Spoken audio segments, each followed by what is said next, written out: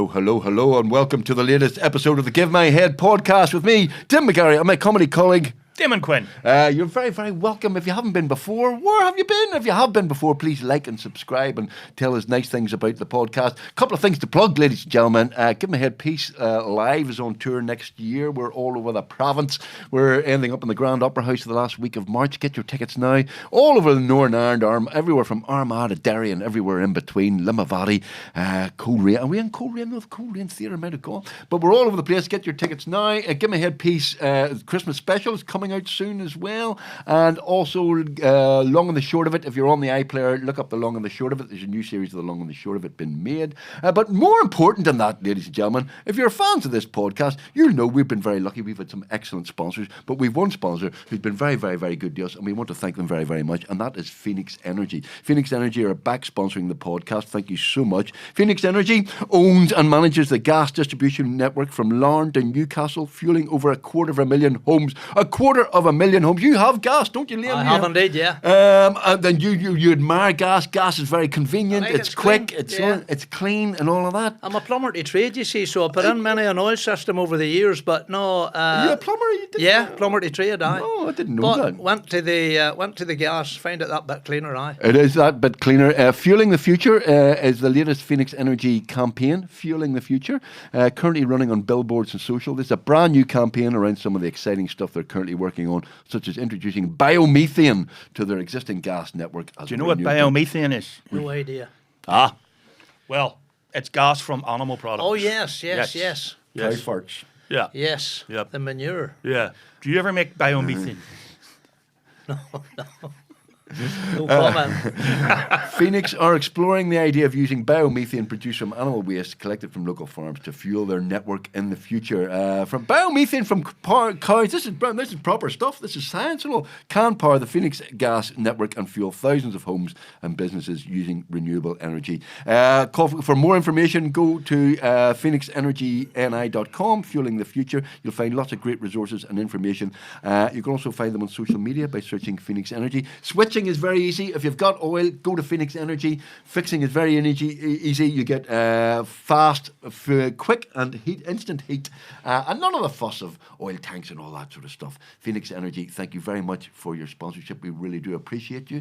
And as you've already seen now, if you're a local football fan, if you love the radio, you'll know this man. If you love local football, our guest today, Liam Beckett, ex-footballer, madman for the motorbikes, and also Radio Ulster broadcaster. If you don't get your local football match, and you don't even like local football, take my advice and listen to Radio Ulster between 3 o'clock and 5 o'clock, and you'll probably hear Liam's dulcet tones commenting on local football. And it's worth the commentary, even if you don't like football, because Liam is a special type of commentator, aren't you, my friend? Well, so they say. You are. You know, you've a special way with words. You've a special kind of attitude to local football. We used to have a great producer in sport in BBC, Brian Johnson. Right. Mm-hmm. And I remember at the very start, Brian says to me, Liam, say what you see. Mm-hmm. And sometimes it's not great, so I'll say it as I see it. Right. I don't try to paper around it. Right. I remember my old mate Jackie Fullerton and me one day commentating, and the match was awful. Mm-hmm. It was shite, to be honest with you, but it was biomethane. Biomethane, right? And I remember Brian coming on, and it's your job, obviously, your duty to lift it. Yeah. You go. And he says, "Could you lift it? Could you lift it?" And I'll never forget Fullerton as quick as Jackie says, "Brian, lift it." Jeff Capes couldn't lift it. and he was right enough, some of them you have to try and lift, but you're better to tell the truth, because most of the games are good. You're there most of them, Tim. So I am quite a lot of local football. If I can, I get to see my especially the more you watch of English football, the more you appreciate Irish League football. It does my head. Sometimes you can be a wee bit critical of Irish League football, but when I watch that English stuff, 10 minutes later I'm reaching for the remote to change channel. I know, and you go to the airport on a Saturday morning or Friday night, you see hundreds of fans from the Liverpool Man United, it's costing thousands. Yeah, 15 quid, go and see your local team. Exactly, support your local team, is right. You'd see that accent of yours, I love that. That's North Antrim, that's Ulster Scots territory, isn't it? Ballymoney, isn't it, you're from? And Ballymoney, born and reared, are you still there in Ballymoney? We still have a house in Ballymoney. Right. We still live there. I am very proud of where I come from. Yeah. although it's difficult. I remember when I went to the BBC at the start, I remember Jackie saying to me, Fullerton, one day he waited till there was a good crowd in the sports department at the BBC, and he says, Liam, speak slowly and concisely. For the first 20 minutes, the listeners think you're Polish. And I think that was a lesson I learned that day. I maybe spoke too quick, you know. But no, Jackie was the daddy of them all, Jackie you know. Jackie was a great man. He was the main man, and he always will be in my eyes, you know, because he opened a lot of doors for me, you know, because I left school at 15. I hated school with a passion. Left school at 15, 0 qualifications. Right. Got caught badly one time early on. I think it was in the BBC. We were doing a phone-in on sport, and they'd asked me would I be a member of a 3-person panel. Mm-hmm. And I agreed. Stupidly, I agreed. And I think Kate Hoey was the Minister for Sport at the time. She was beside me, and somebody I think maybe from Sport NI. And the first question came in live at lunchtime. And they said, question for Liam Beckett. And I was sitting all ears, and the next thing, the guy threw in the word facetious. Right. I hadn't a bucking clue. The minute he threw that facetious in, I was bait. And I remember running it around my head, do a stab at this? Yes. Or what do I do? And to be honest, this is true to this day. I thought it was an illness. I thought facetious was a sporting illness. As true as God, should I never get out of this seat? I thought it was an illness, and I remember I've got a wee touch of facetious. It's not good. Which area is it? The right day. It's the right day. And as true as God, I thought it was an illness, a sporting illness, and I thought, if I try to answer this, the chances are I'll make a bollocks of it. So I said, well, listen, I just said to the caller, listen, I'll just do like all the other centre halves used to do, or central defenders. I'll nod it on to one of my co-panelists because I haven't a clue what you're talking about. And I was perfectly honest with the man. But that's the right thing to do. And she took it. I think it was Kate Hoey took it and answered it. And then she said to me afterwards, that was the exact answer you needed to give there, because he had no need to use that word. But it threw me. And it lets you see that sometimes you can get through without a bit of education, but there's other times you can be caught out, you know. And that day I was caught out. First question, snookered. But you're no formal education, but you've a rich and varied life. Aye, you know. Varied life. Do you want to talk about football or motorbikes? You only have to look at politics in Northern Ireland, and sure, they're smothered in qualifications and academical qualifications, and half of them haven't an ounce of common sense, you know what I mean? And sometimes I look for a solution, a bit of common sense. You know what I mean? We are what we are in this wee country that we live in, but if they would just have a wee ounce of common sense, sit down, there's plenty of room for the whole lot of us, and why on earth we don't? And that's why I keep advocating the football, the sporting side of it, because I think sport in Northern Ireland is the greatest common denominator this wee country of ours has. And I've been involved in football and motorbikes virtually all my life. And I can see where that brings people together. You know, when I played in teams, I didn't care. The people that were playing around me and beside me, it was how they were playing on the day that interested me. Where they were going to worship on a Sunday, I couldn't have cared less, to be honest with you, you know. Did you played for quite a few teams, didn't you? You played for Crusaders. I played for Crusaders, was the first team I played for. You have quite a few honours as well, haven't you? We won the league at Crusaders for the first time ever there, and then we won the Carlsberg Cup as well, and then I got transferred to Draa, and that was, as you know, I think I told you before, that was in the heart of the Troubles. That's when early 70s, you know, so that was an ordeal, and maybe if I have time, I'll quickly tell you the story. I got signed for Drogheda. I didn't want to leave Crusaders, but Billy Johnson called me over, the manager then of Crusaders, and we had a great wee team, and they accepted me for how I spoke. The old boy would be Did they winding take up. the piss out of you for being a wee bit? coachie? A wee bit. They would have took you're the well piss out able of you. for that. I was well able for it, surely. But you just said, stop you being facetious. That's right. We won the league, and then one night at training, we played in the Champions League. Which was a European Cup back then, and there was no qualifying. You were straight in with the big boys, and we met Dynamo as they called themselves, Bucharest, and they hammered us out there. I'll never forget, there was a big electronic scoreboard at one end of the ground that night, and the matches in them days kicked off at 7:30 at night, Tim, not like 7:45 as they do now. And this is true, John McPole was running past me and we were getting hammered. And Big John, God love him, I love him to bits. He was the Rolls Royce of our team, and his tongue was bouncing off his kneecaps. And it was near the end of the game, and I remember saying there was a big 9-0 at the end of the stadium, up on the big electronic scoreboard. And I remember saying to him, "Is that the score of the time?" because it was about 9 o'clock at night, and I was hoping it was the time. I didn't know if it was a clock or the score.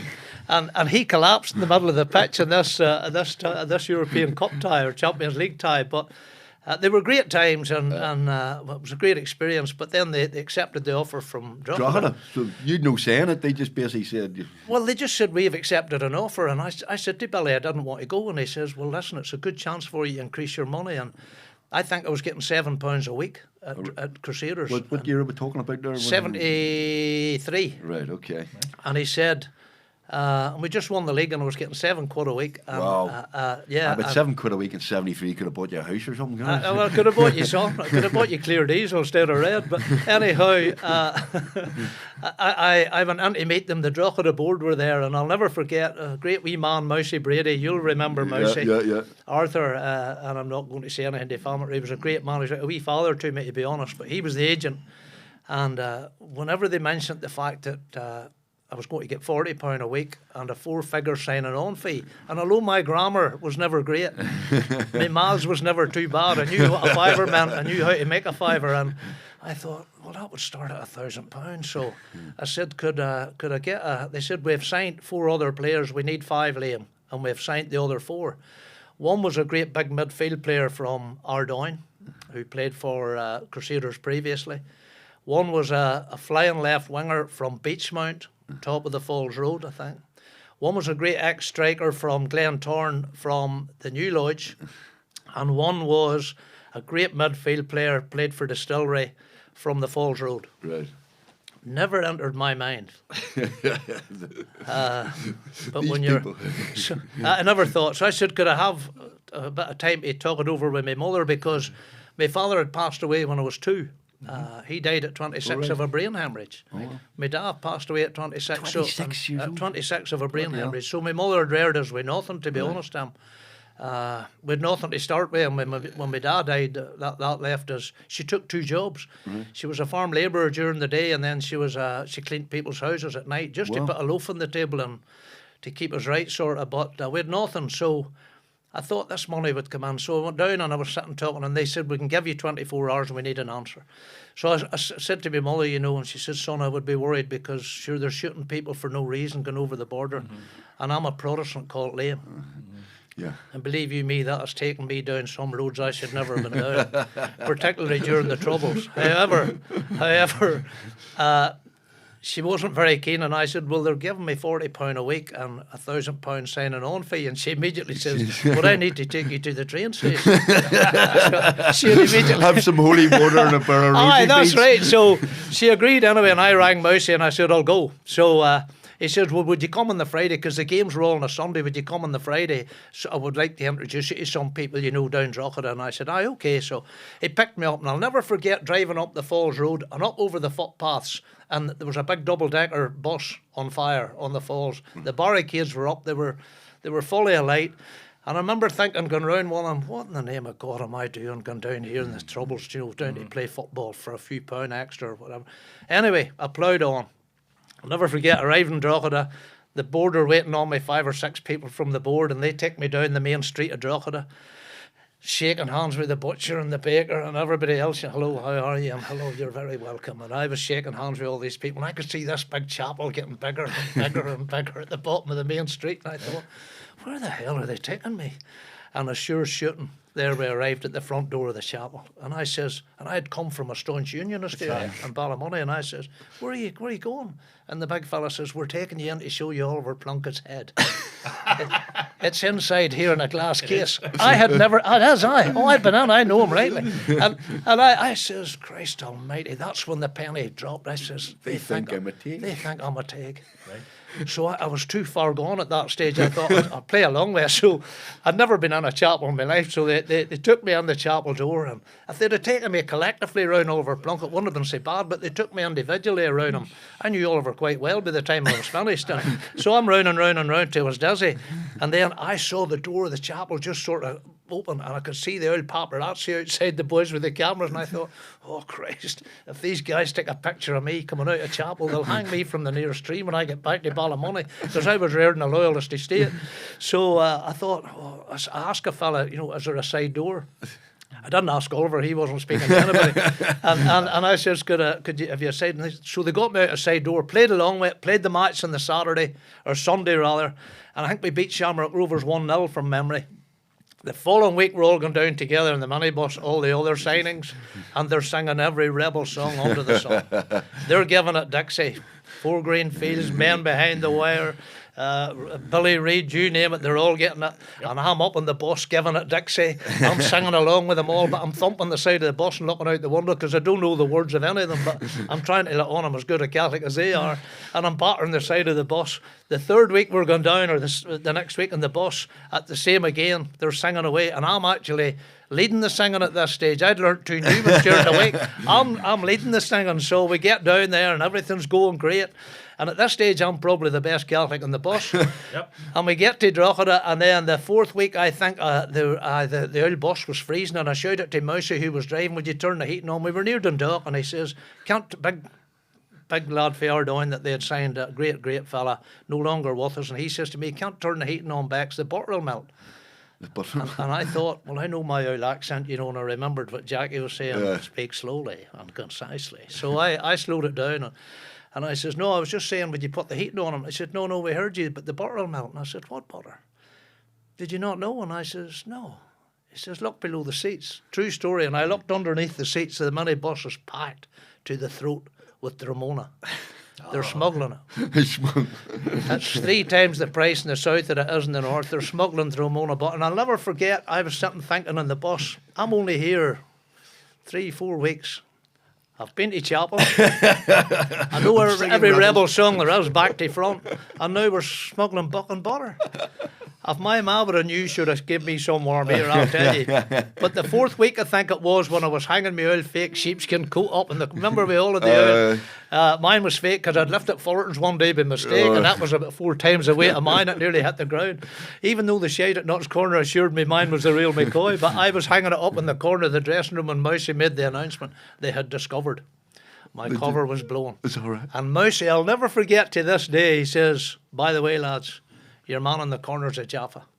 That was how they introduced me. A Jaffa. A Jaffa. That was how they introduced me. And I nearly had a brown hemorrhage, I swear. I was hanging up the old coat, and I thought, I froze for a minute. And do you know, after that, after 10 or 15 seconds of silence, I couldn't have been better treated at any club than I was at Drogheda. Right. They took me under their wing. In fact, I've been back to a couple of reunions, and they always introduced me as the only prod that ever played for Drogheda. And it was great. Enjoyed it. Brilliant. And that to me was an indicator of just how great a common denominator sport is. Yeah. And obviously it just that to me is a great example. Your father died at 26? My father died at 26. To me. My dad died I was 2. Right. My mother had to rear us, as I say, with nothing. Right. And I think that's maybe why I took a big dislike to school, because we got a free meal ticket. Right. And when I went to school, they looked down on you when you. Well, wait, you hear it was a reddy coloured one. The free meal. There were different colours. There were different colours. Yeah. And, so you were stigmatised. Exactly. So when I was in the queue along with my mates, you had to hold up the colour of your ticket, and I was taken out of the queue, and I was made wait till the rest all got in, and then I was asked to join the back of the queue. Oh wow. And I immediately felt very second class, and right. Probably I was, but. Right. But by the time I got on, my mates so, had all eaten their dinner. I knew they were different colours. They literally made you go to the back of the queue. They made me go to the back of the queue with my free meal ticket and stand, and that's why I hated it. And this is true. I remember when they did my book, the first book, an aunt of mine who was very much into her education and all, and didn't take kindly when they got a report to say I'd missed 40 days in one term. And so I had sat up a tree. Sat up a tree. Not far from home. Wow. My mother could give us a penny in the morning, and I bought a penny chew, which in them days was the size of a Mars bar. They were the big brutes. And I sat up the tree chewing that penny chew all day till 3 o'clock, and then come down again, rather than go in and hold this free meal ticket up, And at nights I was going to bed, I swear I thought I'd locked you. I'd chewing that big penny chew all day till 3 o'clock. But no, that's what put me off school big time. So you left at 15, sorry. I left at 15. As soon as you could. With nothing, with no money, but I got an offer of a trade at plumbing and heating. Never looked back to him. And that's why I keep saying to kids nowadays, never give up. and never ever give up. And sometimes I think they overhype this school thing where they're all standing, what was your results, and your, because there's somebody standing on round a bit that didn't do very well at school, and I was useless at school. It never done me a bit of harm, Tim. Yeah. You know, it never done me a bit of harm. You have a trade. I have a good trade. But you're also plumbing, playing football, and you're also, because I've read Full Throttle, which is a Yeah. brilliant book if you're interested in motorbike racing at all. Yeah. Full Throttle, Yeah. thoroughly recommended. Liam's book about mainly the Dunlops, but your experience in that. Yeah. You're doing the bikes and the football and the work all at the same time, or you? Well, I was reared, you see, we're all reared together, and Joey and us was at the same school. Right. And Because they're Ballymoney. they're of course. Ballymoney Of as course, well, yeah, aye. So that's we're you and all of them. reared in the one wee town. And even though I was playing at football, I realised there was Harry Gregg, an old late great friend of mine. Harry always says, Beckett, you see, to succeed, you need a bit of ability, but you need a bit of luck. And I think I had a bit of both, Tim. You know, maybe more of the latter, I don't know. But I was lucky to fall into good teams when I did. When I moved to another team, they'd just been built and they were very successful. Because when I went to Coleraine from Drogheda, once they found out I was a Protestant and I left Drogheda to go to Coleraine, I was lucky that Bertie Peacock had built a great team at Coleraine, and we went on to win everything. Yeah. Couple Irish Cups, City Cup, Gold Cup, Ulster Cups. We won all of that stuff. And I would say some of that was luck as well, you know, because you were just lucky slotted into a good team And at you a were good a time. defender, weren't you? I was a defender. In those days, Dirty Hellion, well, weren't in those days, you kicked us. You know, kicked us. 70s football, yeah. I can remember. I'll tell you, but we had a lot of characters in football in them days as well. And there was one that played for a certain team in a derby match when we played in, and every time he scored, he ran over to the crowd, and he up with the jersey, and he had a King Billy tattooed in his chest, and it was the worst tattoo of King Billy I have ever seen.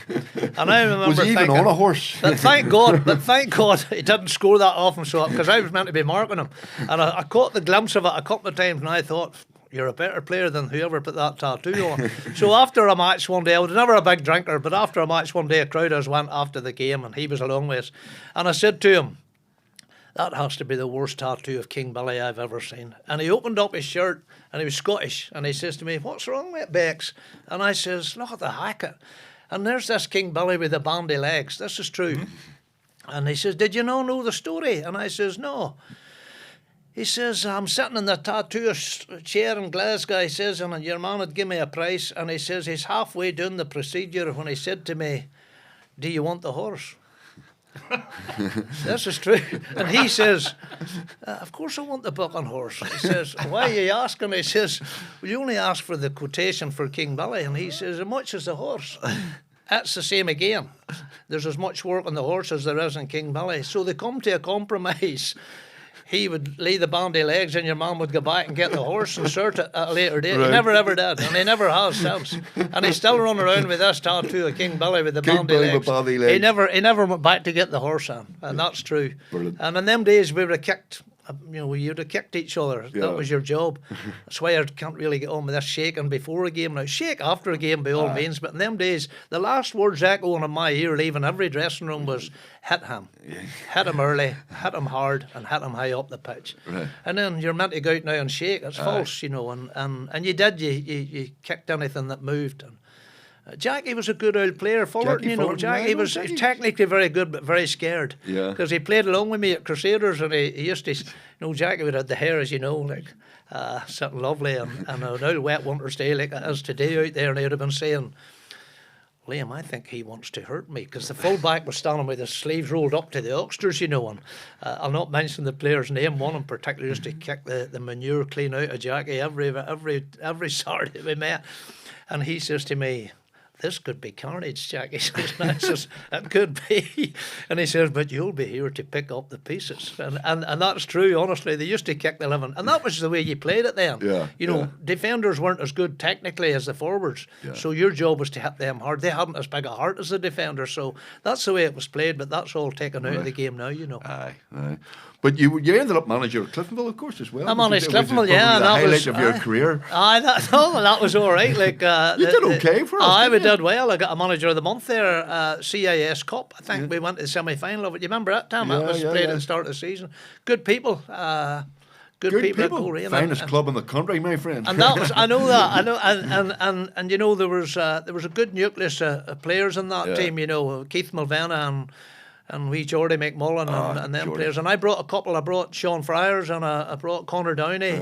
Brought the two Scannells, Chris and Ronan. And you know, suddenly they were starting the makings there of a very, very good side. But, it was enjoyable. No, that's Scannell's great. But anyway, so football very important, but at the same time, you're on the bikes at the same time, aren't you? You're a mechanic, basically. Aye. And how did you fall in that? Just the bikes. You knew Joey and you knew Robert. Joey we all grew Dunlop. up I mean, there might be people watching this or listening to this who've never heard of Joey Dunlop. Yeah. It could happen because Joey. When did Joey pass away? When Joey's 25 years now. Is it 25 26 years. Yeah. Joey Dunlop, basically the best road motorcycle racer in the history of. Funny, I was racing. just watching Michael Young's Robert's son Michael getting his MBE last week there, and I could see another boy getting knighted at the same time. I call the welded on grin of what do you call him, Beckham. And I'm just thinking, if Joey would have been English and maybe Harry Gregg would have been born English, they would have been sirs long ago. If they're knighting the like of David Beckham. It just makes me think sometimes, them people. Well, both Joey and Robert both died in their 40s, didn't they? They did, aye. And Robert Joey was like a younger brother to me. Joey Damon. was in Estonia, wasn't it? That he. Aye, I was in Estonia because I went out actually on behalf of the family one time to lay flowers at it. His mum had never been out at it, so I went out there. And one of the reasons he went out to Estonia it was because... It's a charity thing, was it? No, well, he would have went to Romania and all. And Joey was a very unique person because he shunned the limelight completely. Yes. Hated it with a passion. I've seen camera crews running around the paddock in the Isle of Man and him running between vans to get away from them. Hated it. Didn't court publicity in the slightest. Hated people around him. Used to actually maybe spend all day in bed so as he could work all night at bikes when the people would have been in their bed so they wouldn't have been annoying him, I remember he used to eat his chips out of his helmet. Aye, definitely. Aye. They're a very unique family and a very humble, modest, ordinary family like we were brought up. I actually remember when Robert died because that was 2008. And it was the Northwest. And we were actually doing a special. We were doing the McDole's special. We did. We had the two bakers. Aye. The comedy bakers, like yes, McDole's. Aye. And Robert came over, and he ended up doing a wee turn for us in the impromptu wee cameo for us. And we got a few photographs and all of that, And a couple of days later, it happened. I was there. Yeah. And I was there from day one with him. We were together for 21 years, I think, just the two of us, and travelled the world. With Robert? Robert and me, I travelled the world. Joey always had a fair wee entourage, and my Uncle Jackie was his spanner man. Right. Right. So we were all the one sows letter, as we would say in Ballymoney. And, well, we had to pull the programme because we couldn't broadcast Of course, I know. But then later on in the year, the BBC decided to broadcast it. Yeah. And I had to phone Robert's wife, Louise. Louise, yes. And I said to her, look, I'm just letting you know that the BBC is going to broadcast this, and just just to let you know that that's going to happen, and how do you feel about it and all of that. And she said something. She really surprised me because she said, no, I want it to be broadcast, and she said that because he never understand. You wonder with biking, it's so dangerous. Why do you do it? I know. But she said to me, Louise said to me, no, go ahead. He loved doing what he did. That was the only philosophy that you could apply to that. I know. He just loved doing what he did. I know. And it's probably the same thing with Joey. Yeah. And then William. William lost his life. That was the one that really took the wind out of my sails, because I was there the night he was born. And same age as my own son William, and they ran around our house with nappies on under the whole lot of them. He was in his 30s when he died. He was, and he was like a son to me as well. And Robert was like a younger brother that I never had, to be honest, because we spent that much time together, and because people see you at the races, but they don't see you every night in the garage working at bikes, and he was just like the younger brother that I never really had. We were that close. In fact, if you read the book, I think Louise says that there was only the two of us. And that's what it was. And it's a sport. It's a great sport. It's a sport I love, but it's a very unforgiving sport. And that's why you've got to be careful who you let around a bike, because there's a lot of people that want to be in helping that you don't. It's too dangerous a sport. When you're going up a road at 200 mile an hour on a motorbike, you want to make sure that everything's tight and everything's as it should be for their safety. And they put an awful lot of trust in whoever's doing that, you know. And him and me just worked together side by side, and we knew everything. We double-checked everything, and we knew everything, what it was. And he nearly was a goner in 1994 when the rear wheel crashed and he went over Bellac Bridge in the Isle of Man. Yes. It was the most dangerous circuit in the world. That's when he had the leg injury, wasn't it? And the arm. And I remember there's a helicopter sits in the paddock at the Isle of Man, and there's now a couple or three, I think, but at them times there was one, and I saw the chopper taking off. So the minute that takes off, you know there's somebody down. And then I heard it coming over the loudspeaker with Liam Beckett come to race office, please. And that was a Mrs. Arms, a lovely, lovely lady. She'd sent for me for a time or two over the years, you know. And I thought, he's off. And I headed down, and I knew bare face when I arrived. She says, Liam is off. And I said, where? And she says, on the exit of Bellac, which is a wee village. They go over a bridge, and then that's fast acceleration out. Accelerating out in a superbike would be 150 maybe miles an hour accelerating out the village. But it's all built up area, you know, brick walls, houses, a lot of furniture there, as we call it. And I remember thinking, what the hell happened there? Nobody falls off there. You know, that's an area where you don't fall off. So I couldn't for the life. And she says, I don't have to tell you where Noble's Hospital is. And she says, Liam, because normally she would have said to me, he's sitting up, or he's, you know, or he's sitting up and he's talking, which happened a couple of years previous at the waterworks when he come off. That was a chain that snapped. Robert was always very, very unlucky. And Joey even remarked that to me one time. He says, oh, Robert's very unlucky. When he does fall off, he either hits something hard. I could count in one hand the number of times he fell off through rider error, maybe going too fast or something on a short circuit. And I would struggle to count in one hand. You know, I would struggle to even get the length of 3 times. In fact, I couldn't. But anyhow, I arrived at Noble's. And I knew by Mrs. Arms' face that she was really concerned. And I remember arriving, and as I was arriving at Noble's, which is in Douglas, the hospital, in our van, I could see the helicopter coming in with him on board. And I was inside no time whatsoever until Joey came in. Leathers on, and I knew then at that stage it was pretty serious. Word had been got to him and he pulled in. And then their dad arrived, Wooly Dad as we called him. And then the media starts coming. And then one of the nurses that worked in Noble Hospital, who had got to know over the years, and because we'd been in a few times, and he would always have said, can I have a glove, Liam? Can I have one of his gloves? And I'd have said, go on ahead. Don't tell him it was lost somewhere. So anyway, this guy collected bits of their clothing. So he came out, and even he was in a bad way, and he says, Liam, Dr. Stevens wants to speak to you. And I knew Dr. Stevens well, and he took me down into a room, and he says, I can let 3 of you in to see him, Liam. Who do you want? And I said, I'll send his father and Joey and Jim, the other brother. They're here, I'll send them in. So when I went up, their dad said, no, you go, Liam, you go. And Joey and Jim and I walked in to the trauma room. And I'll never forget, he was lying broken bits. And if there was one, there was 20 people rushing around him. And they had the oxygen on him. And as we were standing looking down at him, I think it was Joey says to me, Liam, he's trying to say something to you. And I says, don't try to talk, Robert. The leathers burst open, pipes in him everywhere. They were working frantically. And Joey says, and I said, don't try to talk. And it was Dr. Stevens said to me, no, let him talk to you, Liam. And he lifted the oxygen off him. I'll never forget, he had his tie tucked down them 2 buttons of your shirt, the doctor. And there was blood everywhere. Never seen anything like it. And he said to me, no, let him speak to you. And I honestly do think to this day that he was going to let him say his last words to me. That he even thought at that stage that it was too late. So Robert whispered to me, the rear wheel come off, LB. The rear wheel come off. But I knew it hadn't come off. It had disintegrated and was proven later in court there was a lot of faulty wheels and it had just exploded. And he was rewarded in court for it after in later years, but nothing near what it ruined his career, to be honest.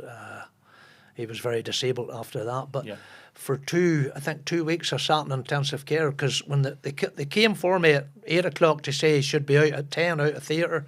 Then they come out at 10 to tell me it could be 12. Then it could be 2. I think it was maybe 4 in the morning when they finished with him.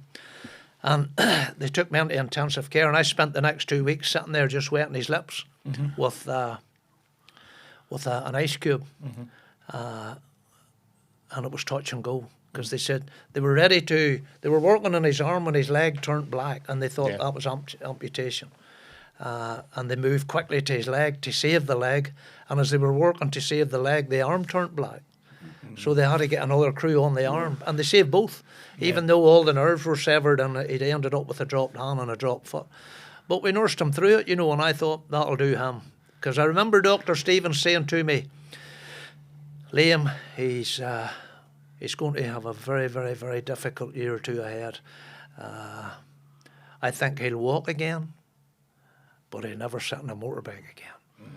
And that broke my heart, because I knew that's what he lived for. And this, 2 years later, against all the odds, a converted bike, the handbrake over to a thumb brake, all the rest changed over. We worked relentlessly for hours. Was that day in 2008? Yeah. His bike?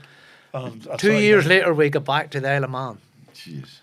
And the thumb brake and all on, and there he is, and I help him on the bike, He was stiffer than you, Tim, at that stage, son. And I got him on the bike. See, sorry to interrupt, but some people think that's insane. Oh, I know that, that's fucking insane. Oh, completely. And we were up at the Northwest, the nicest people in the world, but fucking nuts. But oh, listen, I get that all the time. Genuinely the nicest people in the world. There's me lifting him. I had to actually carry him into the bath on my back like a school bag, and then set him in the bath and maybe bath him. Now, I had 2 choices. I could either say, wise up, I'm away. Yeah. Because I'm only contributing to what's going to happen. Yeah. Or if I walked away, he would have done it himself anyway, you know. So would I have wanted somebody there that I maybe wouldn't have been just as confident in looking after his interests? Yeah. No. So I had a choice, either walk away or stick by him. And I would never have turned my back on him. Yeah. And you know this, I thought if he gets round safe here, that'll be a dream come true. And when I get word that he's leading, I started to choke up. And I headed up and started to choke up even as I tell the story. And I walked up round the side of the grandstand, and he's on the last lap. And I'm just saying, Christ almighty, keep going. You're hoping the wee bike keeps going at that stage. And the whole place is going daft. Seasoned professionals like you guys in tears. And he takes the checkered flag. And all I could think of, I wish I could get the howl of Dr. Stevens now. I would soon tell him a story or two. Never sat on a bike again. He's just taken the checkered flag. And it broke my heart. And I'm standing crying, bawling my eyes out round the side of the grandstand when I gets a tap on the shoulder, and it's Davy Woods, Joey's ex-manager, late manager rather. And Davy says to me, let it go. Don't worry, let it go. And no adult man wants to be standing crying in front of people. And I looked round, he's bawling his eyes out. And everybody was in absolute tears, and that was a dream come true. I read your book, Full Throttle, and also watched Road, which was you were involved in Road, which is the kind of tale. It was a really good documentary about that. Great. And it is very emotional. But at the same time, you go, there are people going, this is road racing. I know. And all of that. I know. And you go, well, it's voluntary. Did you ever ride the bikes yourself? No, but I ran the bikes in an odd time for Robert and them. Right, but you never... Maybe because they weren't good at running a piston in, because you have to build up the revs, or maybe scrubbing the tyres we talked about, so as it was a bit worn before they went to race on it, and wee things like that there. But they used to keep me going, because remember when I'd have been testing at the Isle of Man at Derby, and then I'd have been doing over 100 mile an hour coming down the street, and then Robert and them come out and waved me down and said, Paul and LB, we'll take over. We can count the spokes. They were talking about the wheels making by. They were able to count the spokes on the wheels. But and then the final time that he did. That's very facetious of them. It was. But the final time when he lost it, I was there that night, and then when I got word, a great sponsor of Robert's, PJ O'Kane, Patsy O'Kane, Holly's man, he rang me and he says, "Are you there, LB?" And I said, "Aye." And I says, "The red flag's out." And he says, "Aye." He says, "I have a nurse, a niece who's a nurse in Coleraine Hospital, and she's just rang me to say it's Robert. He's off at Mathers Cross." And I thought, what? And I had went down to the York Hotel corner to see how he was braking with the thumb brake, because he took a 250 out, which I had told him not to take out. And his brother Jim told him not to take it out because it was more powerful than the other bike he had been riding, because he was restricted to the CC he could ride after his injuries in '94. And word got back to me, PJ rang me straight back and he says, "It is, Robert, they're waiting on him and it's not good." And I rushed and got my car, I can't mind where I was parked, and I made to Coleraine Hospital, and I arrived and I could see a lot of people arriving, and I could see his granny arriving, his mommy arriving, May, the late May, lovely, lovely lady. And I could see Michael arriving, and times like that's for family, I think, you know, and your best. And I sat on a wee wall to the side of the car park for maybe 15, 20 minutes, and then I saw a fella called Jim Stevenson, who's married to Joey and Robert's sister, Virginia. Jim come out looking for me. He says, "LB, you're to come in." And when I come in, they said it's not good. He hasn't made it. And I couldn't believe it. And they took me into the trauma room where he was lying. And he was lying still with the leathers on, but again with all these pipes out him, and not a mark on him. Wee skint knuckle where his hand must have hit the road. And a wee grin on his face and a wee bit of stubble, still warm. I held his hand and he was still warm. And I was waiting, because I thought he'll open an eye here and wink and say, "Had you there, LB?" You know, I thought he was taking a hand out of me, but no, it was gone. I couldn't believe it. Couldn't believe it. It's what made the Dunlops so special? Because they are, I mean, Joey Dunlop is still revered by bike fans around the world. No matter Michael, we went, you know, Michael and William and all of that. Yeah. But what made them? Is it a kind of an amateur golfer versus Rory McIlroy? What is it that made them? well, different? just they were technically very gifted at racing motorbikes, and they were mechanical geniuses. They knew how to set their bikes up. You know, I've seen riders arriving here from England with works equipment, works bikes, the best of everything. And Joey and Robert maybe round the back of the van with an old bike lying on its side, tinkering and trying to get the extra a couple of mile an hour out. And they were brilliant. Fag hanging out of his mouth. Fag hanging out of his mouth. The long there's a neck great hair. picture of us changing a wheel one night at the Northwest 200, because Robert had said it was raining up around the university area, but it was lovely and sunny down it. And his dad and me are changing the back wheel. And I can't find the picture for the life of me. But Wally has an ash hanging out in the end of the fag that length, and there's a big jerry can sitting full of fuel beside us, and we're changing the back wheel. But that's just the type of people they were, you know. They were rough and ready. He was the interviewer's nightmare. aye. Well, Robert not so bad, but Joey terrible. Joey desperate. Yeah. Although they had a good nature though as well, I think. Aye. That kind of worked in their favour as well. They're just a decent family, as we would say, you know, and we were just one of a kind, really. So it was just something. And even though now, when young William lost his life, as I say, I was there the night. I'm not a drinker, by the way, but his dad and me went for a few pints that night, and I'm hopeless. If I had 2 pints, I'm sort of a bit lightheaded. I'm being serious. I've been guilty of many's another thing, but the old drink was never something, or the fags was something. But we went and I had far too many pints that night. William was born, and I remember being sick in the toilet. I must have booked for about 3 days, and I remember every time I seen William after, I just think you were the reason I had the biggest hangover I've ever had, or maybe the one and only hangover. And then when he lost his life that day, again through no fault of his either. You know, sometimes when you're putting your trust on a bike at that speed, and a lot of people that's why it's better that not too many people are laying hands on something that you're putting your trust in, and that's sort of what took the wind out of my sails when we lost William. But then Michael's still there now, and what he has come through, and the personal heartbreak, and to now be the most successful road racer on the planet with his Isle of Man victories, overtaking his Uncle Joey. It's incredible what that lad has achieved. And you know, I know Michael can be awkward at times. A wee bit like his Uncle Joey can be a wee bit awkward, but when you just... Thran. And if you want to take a step back and just think for a minute or two what he has come through, losing his Uncle Joey, you know, he lost his Nana May, Joey and Robert's mother, who he adored, and she adored him. And then to lose his brother William, to lose his father, and then to still go out and do what he does in the sport that took their lives. I think is superhuman. What is it about us and motorbikes? Jonathan Ray.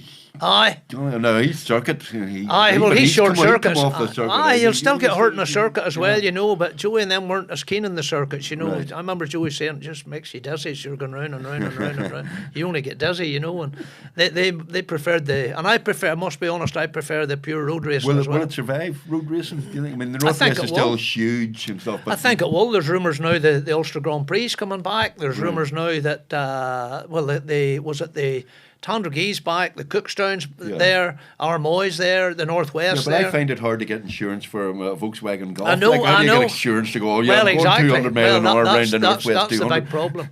And we're down to one Dunlop. We're down to Michael. Yeah. And I can't imagine the day I'll go to a race and not see a Dunlop and the programme and all the entrants.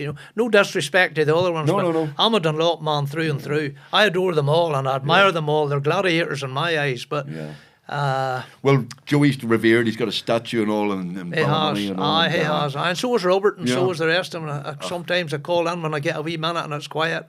I call in, and funny, I was just telling Robert's wife the other day. I'd called in and spent half an hour sitting chatting to the boys in there. There were nobody about, and she says, something, LB, I was in last week and did the same. So, but sometimes I sit there, Tim, and I look round me and I think, what for? And for the first time really in my life, I'm starting to say, what for?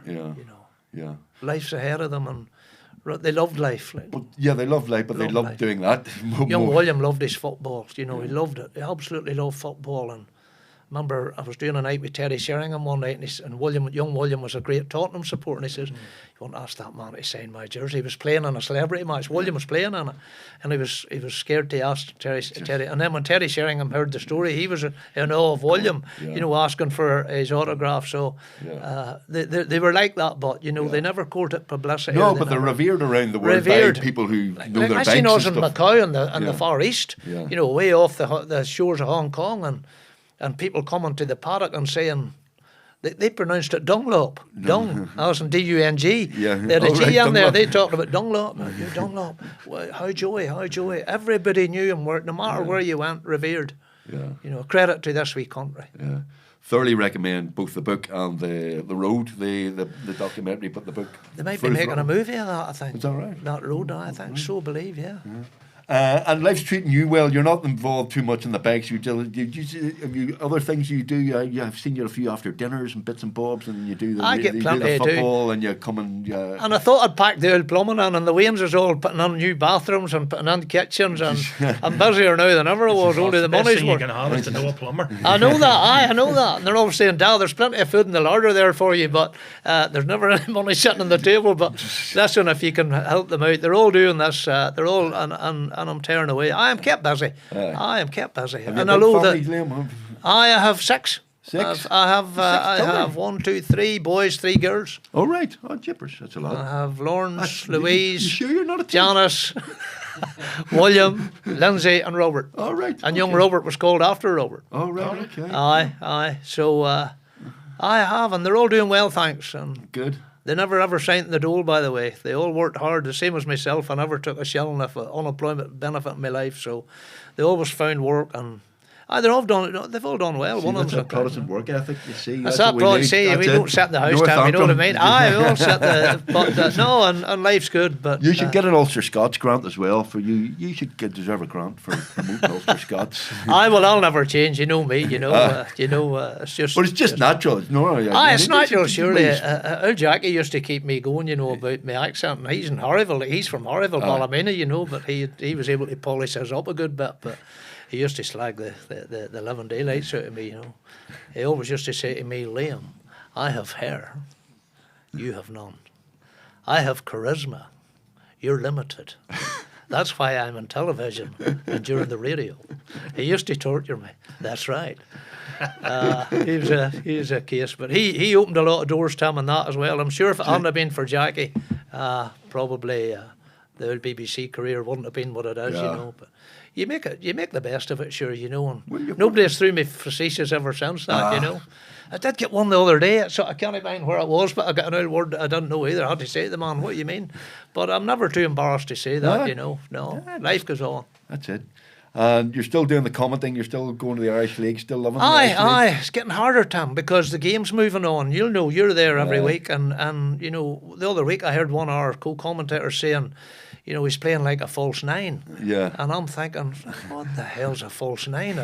You know, the game's all changed. Yeah. And even the tactics, you know, and football used to be the simplest game in the world. That has now become one of the most complicated. Aye, but you know, that's with because people in your tweaking day it. you were just kicking people. Well, you were kicking people and it was a good get. No, you want a silky And you know something defender. else, Tim? I sat in the grandstand and I arrive at a game now early, an hour and a half before you do those sound checks and whatever. And I see the ref, and it's a lovely surface. The pitch is like a bowling green, and they're rolling a ball on it to see if after a shower of rain, to see if it rolls properly, or they bounce it to see if it bounces. And if it's not bouncing right, this match could be off. And I'm thinking, are they right in the head? Like, you know, we used to play when there wasn't a blade of grass at Seaview and some of the other pitches. Solitude would have been the same. Yeah. So I think the game has changed, and you see these people that dive so much and roll about, and then this sumo wrestling now at set pieces at corner kicks and things. Yeah. I just that does my head in, you know. And You're old school, I'm Liam. trying to stop swearing, but it's impossible. You can swear on this podcast. Well, and you you did said- swear on radio also, accidentally once, didn't you? Accidentally. These things happen. Aye, these things happen. I would never swear intentionally, but I still do swear. And I said shite. He said shite on Radio Ulster, and you're not allowed to say shite. on No, Radio you're not Ulster. allowed to. I was asked to You have to change fill it in a form then. I was to change it to manure. So if you ever hear me saying this match is manure on a Saturday, you'll know I mean shite. But no, it's something that happened. But the whole game's changed. And I even remember Joel saying to me one day, Joel Taggart, my great friend, Joel saying, I think they've gone 4-2-3-1 or something. And I says, no, I think they've gone 4-3-2-3 or something. And Joel says, that's 13 players you have playing. And I've made a bollocks of that as well. My old figures is normally pretty good, mind you, but no, it's changed, and I'll stick it for as long as I can. This VAR I can't have. It's sucking the life out of the game, and if they make many more, if that ever comes into the Irish League, I have a Good fishing news is rod. we probably can't afford it. Well, I have a fishing rod that a great uncle of mine, Jackie Graham, left, and I'll go fishing. Right. I'll not go to watch Irish League football. I couldn't watch that. VAR, they're making the game far too. They're trying to perfect a game that was never designed to be perfect, you know. Part of the fun is mistakes. Of course, and you know, offside boys coming goals home and- for and you coming home for a match, or me coming home and somebody in the car saying that was offside. No, it never was offside. It was over there. Now they're trying to make sure that everything's, and you know, that's not the game I fell in love with it, to be honest. You know, and I remember going down to. Don't know if we have time. Yeah. But I remember going down to Big Harry's one night. He rang me, come on down. The match was on. When I arrived, Mrs. Gregg says, he's not in good form. The face was purple, you know. And when I went and sat down back, I nearly put my feet through the TV. And I said, why, what's wrong? He says, this commentator's going berserk. They have 30 consecutive passes, and they're not even out of their bucking own half yet. And that did his head in as well, you know. And he always maintained to me, see, once they pass that rule, you can pass the ball back at the centre. Yeah. That was the end of football for me. And Harry had a book, as you would maybe know, Tim, called Harry's Game. Harry Gregg had that book. Harry Gregg, explain to some people who wouldn't. Harry Gregg, Northern Ireland footballer, legend. Munich air disaster, Munich hero air and all. disaster. Hello, he hated you saying Goalkeeper. that. Goalkeeper supreme, Manchester United hero Yeah. and all the rest Northern of it. Ireland. And Harry had a book called Harry's Game. Yeah. And he was just in the middle of writing one when he passed away. He's writing the follow-up. But I knew the title of it because he had said to me, do you know the title, Beckett? And I said, no, not Harry's Game.